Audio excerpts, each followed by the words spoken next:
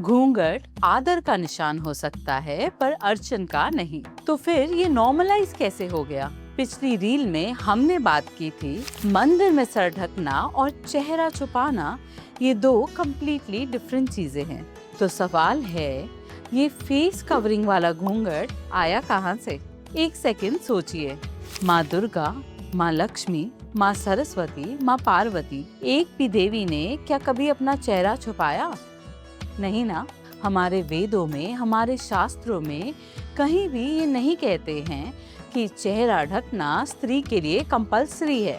और अगर ये रियली सनातन का रूल है तो कश्मीर से लेकर कन्याकुमारी तक ये एक जैसा क्यों नहीं दिखता? तो चलिए हिस्ट्री में चलते हैं और समझते हैं।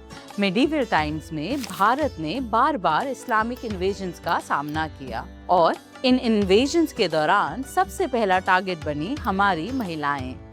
तो कुछ फैमिलीज ने और कुछ कम्युनिटीज ने क्या किया? अपनी बेटी, अपनी बहुओं का चेहरा ढकना शुरू कर दिया। एक प्रोटेक्शन मूव, एक सर्वाइवल टैक्टिक। सिंपल, लेकिन जिन जगहों पर इन्वेजन्स जितने डीप रूटेड थे उतना ही डीप रूटेड वहाँ का ये सर्वाइवल मैकेनिज्म बन गया। और शायद इसलिए आज भी भारत के कुछ हिस्सों में घूंघट ज्यादा देखने को मिलता है और कुछ हिस्सों में लगभग बिल्कुल भी नहीं। अब हर जगह की स्टोरी सेम तो होती नहीं है। इंटरेस्टिंगली पंजाब में जहाँ से इन्वेडर्स भारत से एंटर करते थे, हमें लगेगा कि वहाँ ये परंपरा सबसे ज्यादा होनी चाहिए। लेकिन हमारे सिख गुरुओं ने स्टार्टिंग में ही कह दिया कि हम ये नहीं होने देंगे, हम अपनी बेटियों पर पर्दा नहीं इम्पोज करेंगे।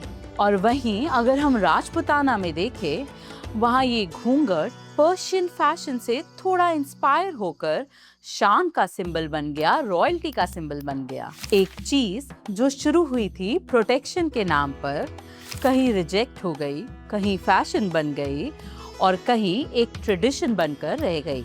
अब यहाँ असली सवाल आता है, उस टाइम उनके रीजंस वैलिड थे, लेकिन आज कोई इन्वेडर्स नहीं है और ना ही वैसे इन्वेजन्स का खतरा है।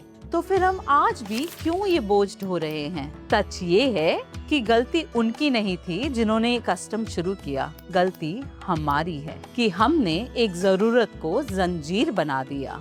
क्योंकि असली संस्कार वो नहीं जो बिना सवाल के रहते हैं। असली संस्कार वो है जो वक्त के साथ इवॉल्व करे, चेंज करे और सुधरे। इसमें डिफरेंस समझना ही हमारी हिस्ट्री को सही समझना है। अब अगले रील में हमें किस टॉपिक की हिस्ट्री को दोबारा पढ़ना है, मुझे कमेंट्स में जरूर बताइएगा।